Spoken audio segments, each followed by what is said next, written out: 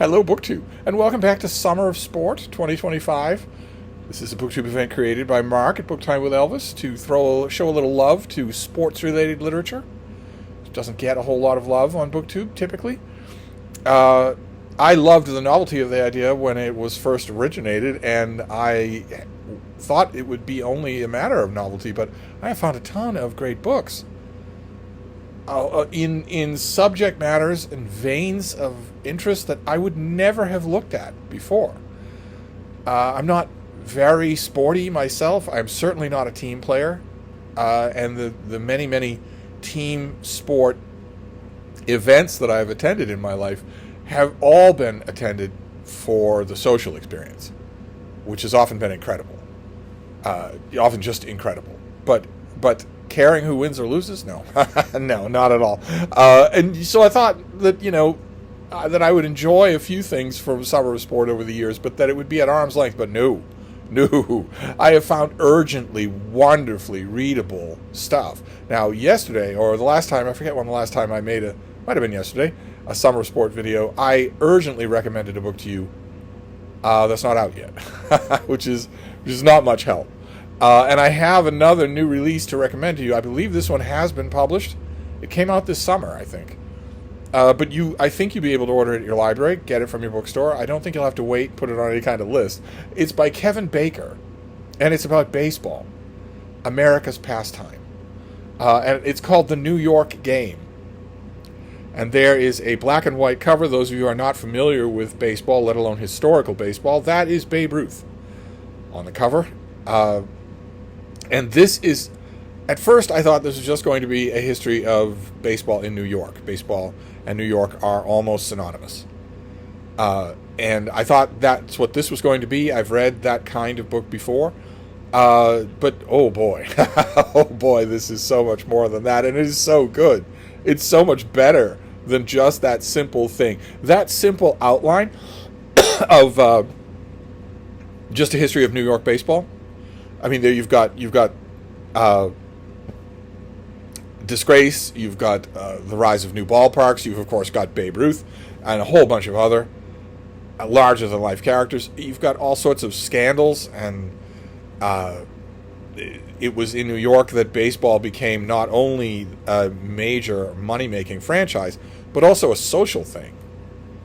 It became a social fad in a way that it won't be immediately obvious if you don't know the history of the game. You'll think that baseball's just been around forever. But it took off as a fad. You can see it everywhere. There were a whole bunch of what we would call, real quickie dime store novels. Also, it was everywhere in the comic books of the 40s and 50s. Because in addition to everything, and everybody talked about it. All levels of society talked about it. It's not quite that way anymore. I get the impression that baseball is at a low ebb of popularity. Could have something to do with how eye-wateringly expensive it is to go to a major league game. But I thought that that's what this would be, and that it wouldn't be much more than that. But this is much more than that. This is Kevin Baker makes the case that baseball and New York City were entwined from the beginning, and that it's not possible to tell the history of the one without telling the history of the other. And he convinced me. I thought this was just great. One of the best baseball books I've read in years. And I've read a lot of great baseball books thanks to Summer Sport. So this isn't going to be a long video because all I can do is recommend this to you. If you're interested in baseball, for instance, you obviously have to read this. It certainly will be the best baseball book this year. Regardless of where you stand on the particular subject matter. Of course, I have a virulent hatred for New York teams. But nevertheless, regardless of where you stand, you're going to love this.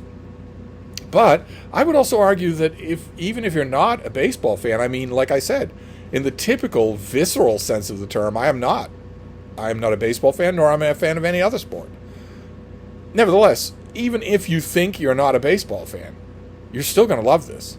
It's sheer happy energy will pull you in right away. Just right away.